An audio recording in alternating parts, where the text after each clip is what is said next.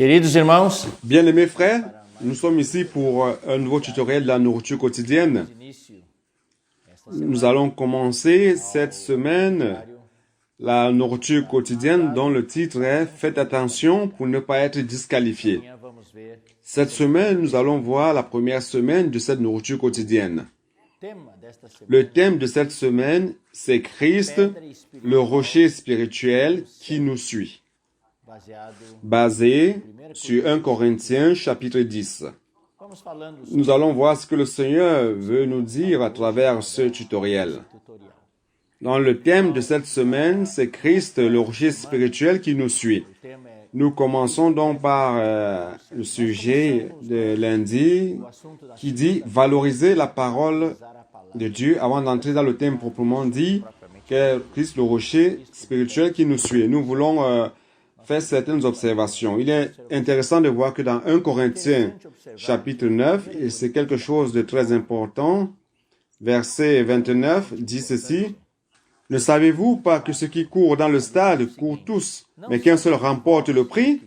Courez de manière à le remporter. » Ce que je voudrais mentionner ici, c'est que cette question qui est posée ici, ne savez-vous pas?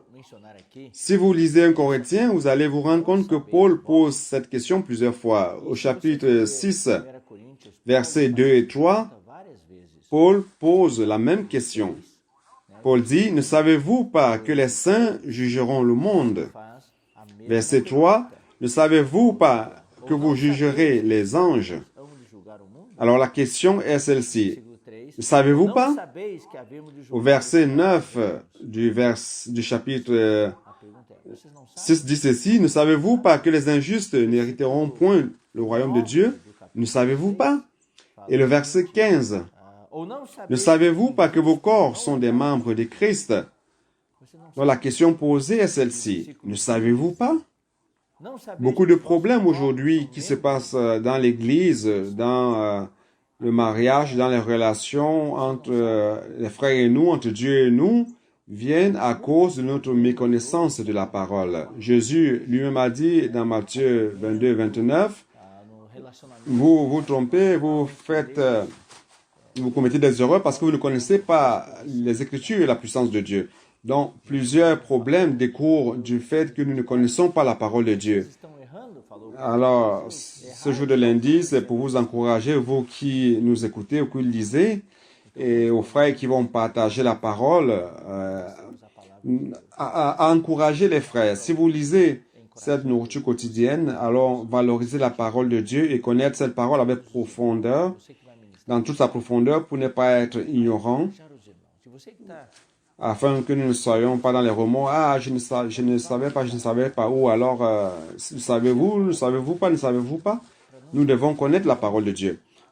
Donc, mardi, nous allons sauter ce thème. C'est un thème très important, mais qui n'est pas dans le sujet principal de cette semaine.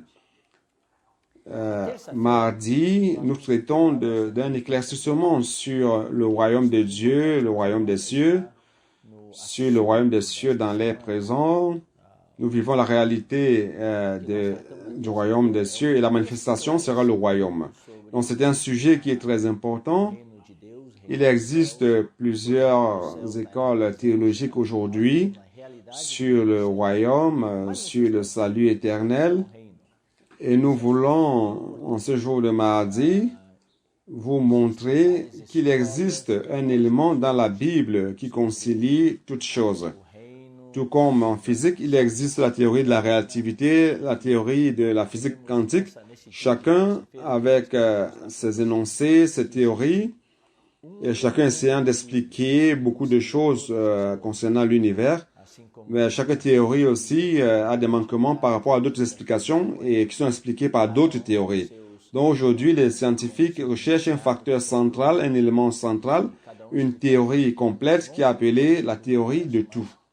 Donc, dans la Bible aussi, il existe un élément qui concilie tous les doutes de la Bible, tous les conflits apparents, et c'est la récompense du royaume. Dans notre course spirituelle pour la récompense que nous avons vue dans les semaines antérieures. Donc nous allons vous laisser lire cela et nous allons aller au sujet de mercredi, dont le titre est « Courir de manière à remporter le prix ». Donc ce que nous disons ici, c'est que l'histoire du peuple d'Israël, et le titre de cette semaine, Christ, le rocher spirituel qui nous suit, c'est d'ailleurs un des éléments que le peuple d'Israël a connu dans le désert et nous avons utilisé comme thème principal. Donc, dans le tutoriel d'aujourd'hui, nous voudrions vous montrer, frères, quelque chose à propos de la course, notre course spirituelle dans laquelle nous sommes. Nous sommes sauvés et notre destin, notre destinée, c'est le royaume et l'éternité dans la Nouvelle Jérusalem. Donc, qu'est-ce que Paul fait? Paul utilise l'histoire du peuple d'Israël comme illustration. Il fait cela dans le chapitre 10 de 1 Corinthiens. Et nous devons comprendre pourquoi Paul fait cela. Au chapitre 9, vers la dernière partie, il parle de la course. Dans le verset 9-24, il dit ceci: « Ne savez-vous pas que ceux qui... » 9-24, pardon, c'est ce que je vois ici. 1 Corinthiens 9-24 qui dit: « Ne savez-vous pas que ceux qui courent dans le stade courent tous, mais qu'un seul remporte le prix?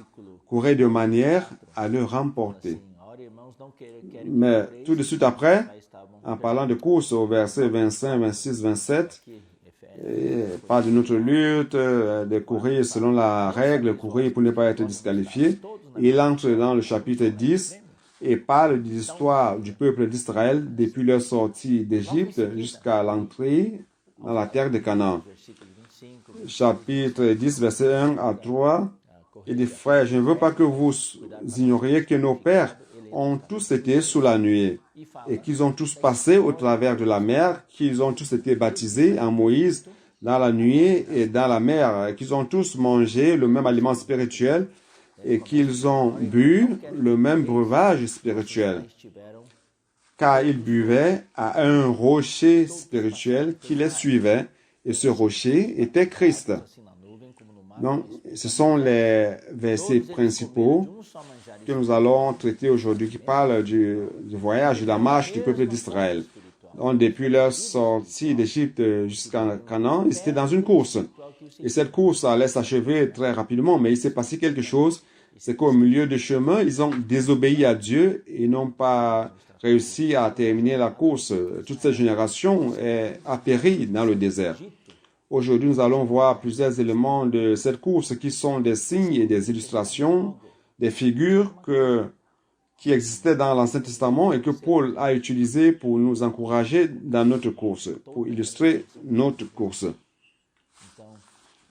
Nous voulons en ce moment vous montrer, frères, que nous tous qui sommes dans l'Église aujourd'hui, nous sommes déjà dans le royaume de Dieu. Jean chapitre 3 dit: « Si quelqu'un n'est pas de nouveau, il ne peut pas entrer dans le royaume de Dieu. Si quelqu'un n'est pas d'eau et d'esprit, il ne peut pas voir le royaume de Dieu. » Nous avons tous cru au Seigneur Jésus et nous sommes déjà entrés dans le royaume de Dieu. Mais maintenant, il y a 3 versets qui sont des avertissements dans la Bible. 1 Corinthiens chapitre 6,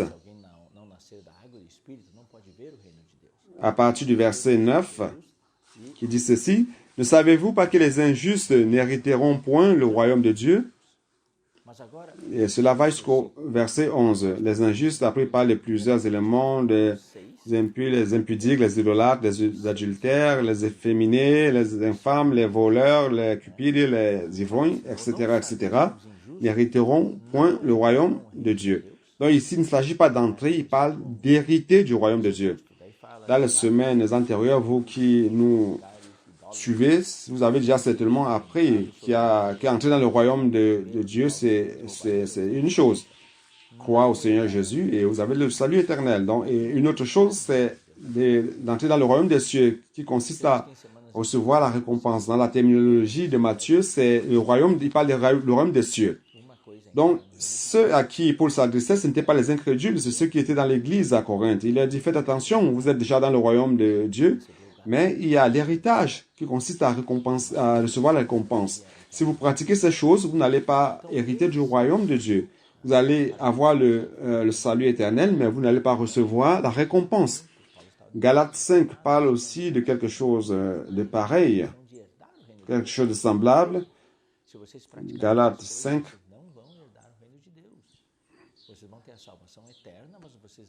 16. Il dit ceci. Je dis donc marchez selon l'esprit et vous n'accomplirez pas les désirs de la chair. Il parle des œuvres de la chair. Verset 19, 20, 21. Et à la fin du verset 21, il dit ceci. Je vous dis d'avance, comme je l'ai dit, que ceux qui commettent de telles choses n'hériteront point le royaume de Dieu. Donc, ces frères de Galate, l'église de Galate, étaient déjà dans l'église, mais ils n'allaient pas hériter du royaume de Dieu. Ils n'allaient pas recevoir la récompense. Ils n'allaient pas terminer la course. Ils n'allaient pas traverser la ligne d'arrivée s'ils pratiquaient ces choses.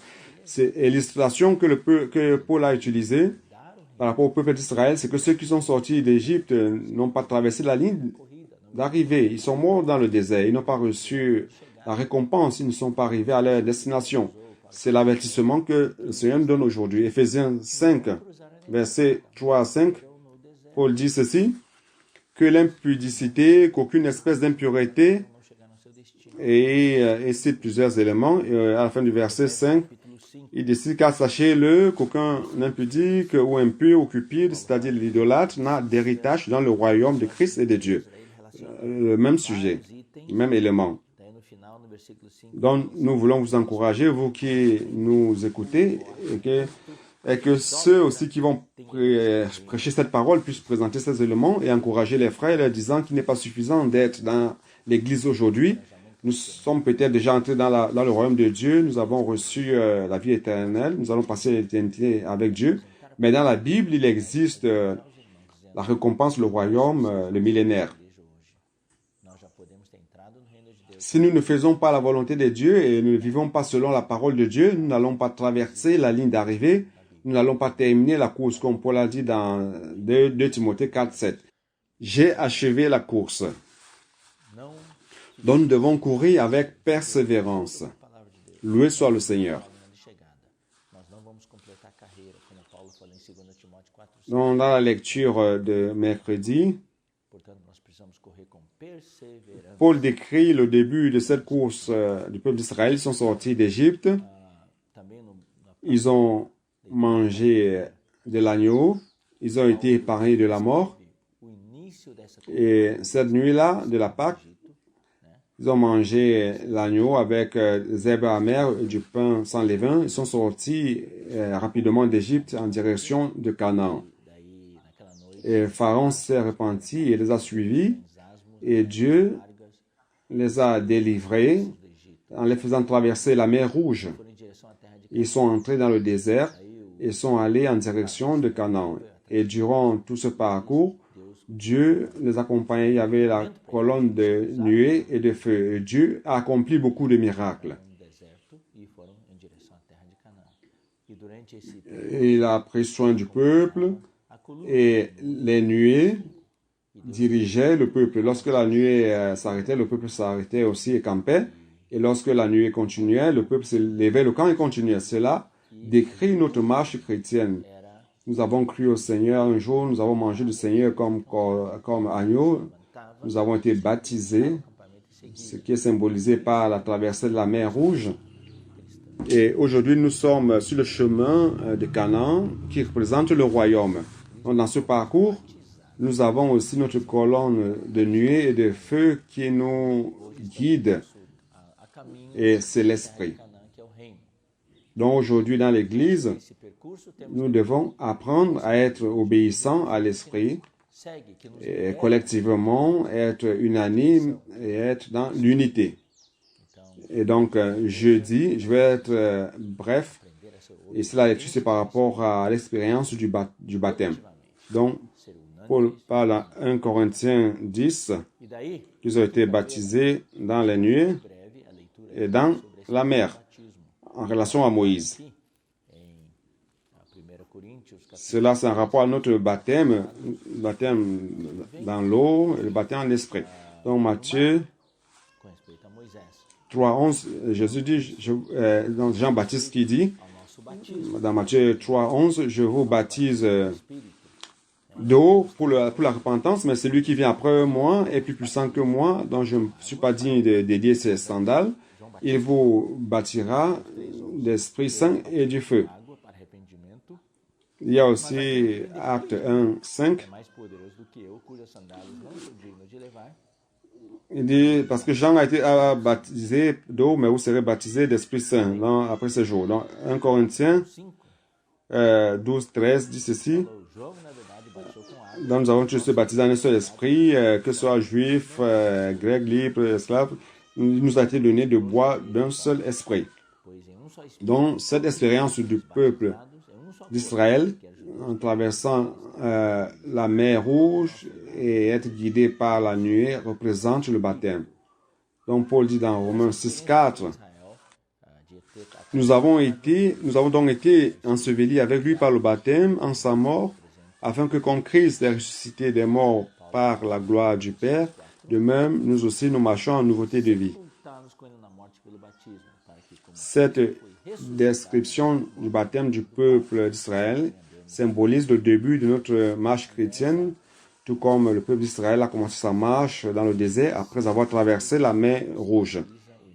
Donc, nous entrons dans le verset 3 et 4 d'un Corinthiens 10. Nous avons trois éléments.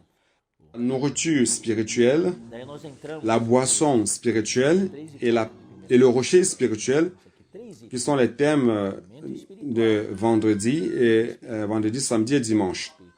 Donc, qu'est-ce que Paul veut nous montrer ici? C'est que pour le peuple, afin que le peuple d'Israël puisse traverser le désert et arriver à Canaan, ils avaient besoin d'être alimentés, ils avaient besoin de nourriture, d'eau et de ce rocher, de la direction.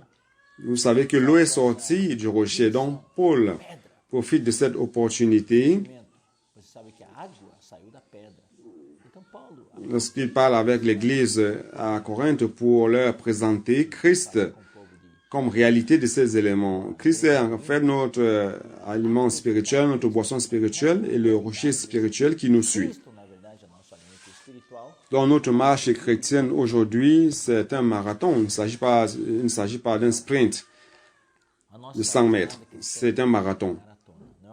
Dans vendredi, nous lisons ici que le peuple d'Israël murmurait. C'est dans Exode 16, 1 à 2. À la fin de ce passage, il dit que toute la congrégation d'Israël murmurait contre Moïse et Aaron. Ils murmuraient. Ils étaient des spécialistes en murmure.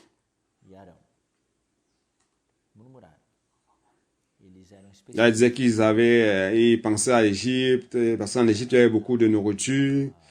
Mais ils ont oublié qu'ils étaient esclaves en Égypte. Donc, toute l'histoire du peuple d'Israël, toute l'histoire racontée dans l'Ancien Testament, c'est autour des murmures. Alors, Dieu leur a donné la manne. Dieu donne toujours ce dont le peuple a besoin. Et cette manne, vous pouvez avoir les détails dans la lecture de ce jour. Cette manne représente Christ comme notre pain de vie. Dans le Nouveau Testament, Christ est la réalité de cette manne. Et le Seigneur Jésus s'est présenté dans Jean 6 comme le pain qui est descendu du ciel. Dans Jean 6, 31 à 36, il est le pain de vie. Il est la véritable manne. Donc, durant cette marche chrétienne, nous devons manger de Christ. Ça, c'est un concept qui n'existe pas beaucoup dans le monde chrétien. Chers frères et sœurs, chers serviteurs de Dieu, ouvriers qui m'écoutez, leaders d'église, il ne s'agit pas seulement de faire l'œuvre de Dieu, ni de connaître la parole, la Bible. Dieu veut que nous alimentions de lui. Il veut être notre manne que nous pouvons manger. Donc, dans la lecture de samedi, nous voyons Christ comme eau vive, comme notre breuvage spirituel. Exode 17, 1 à 3, le peuple se plaignait. Le peuple se disputait contre Moïse parce qu'il n'y avait pas d'eau. Il murmurait contre Moïse. Donc les murmures, frères, c'est un symptôme de ce que nous ne sommes pas satisfaits. C'est-à-dire que nous avons faim et soif. Car lorsque nous sommes bien alimentés et rassasiés, pleins de Jésus comme pain de vie et comme eau de vie, nous ne nous plaignons pas. Nous nous réjouissons, nous servons avec joie. La réclamation excessive, c'est un signe de ce que nous avons besoin de boire et de manger de Christ. C'est dans le 3e paragraphe de la lecture de samedi, et ce n'est qu'ainsi que nous pourrions offrir un service agréable à Dieu. Dans le chapitre 7 de Jean, Jésus se présente comme eau vive. Jésus s'était déjà présenté dans Jean 4 à la femme samaritaine comme eau, l'eau qui rassasie comme eau vive. Dans Jean chapitre 7, 37-38, dit ceci. Le dernier jour, le grand jour de la fête, Jésus, se tenant debout, s'écria, « Si quelqu'un a soif, qu'il vienne à moi et qu'il boive. Celui qui croit en moi, des fleuves d'eau vive couleront de son sein, comme dit l'Écriture. » Donc, dans notre vie quotidienne, nous devons boire Jésus comme eau vive pour nous débarrasser de toutes les détritus. Donc, Jésus en nous est comme la source de cette eau vive. Il veut qu'à l'intérieur de nous, que cette eau vive puisse couler. Et lorsque nous sortons dans la rue et que nous contentons des personnes pour présenter l'Évangile, que cela ne sorte pas comme des gouttes, mais comme un fleuve d'eau vive. Donc, il est bon de connaître la Bible, tout cela, mais en même temps, nous devons manger de Christ et boire de Christ, manger du Seigneur et boire du Seigneur. C'est ça le résumé de samedi. Maintenant, la charge centrale de dimanche, c'est que Christ est le rocher spirituel. C'est dans 1 Corinthiens 10, 4. Car il buvait à un rocher spirituel qui les suivait. Et ce rocher était Christ. Ici, il ne dit pas que ce rocher symbolisait Christ. Non. Il dit ce rocher était Christ. Donc vous, chers frères et sœurs, vous êtes sortis peut-être pour travailler, vous êtes allés prêcher l'Évangile, vous avez servi le Seigneur, vous avez voyagé, où que vous soyez, ayez en conscience qu'il y a un rocher qui vous suit. Et ce rocher, c'est Christ. Et c'est ce rocher qui vous fournit l'eau dont vous avez besoin chaque jour.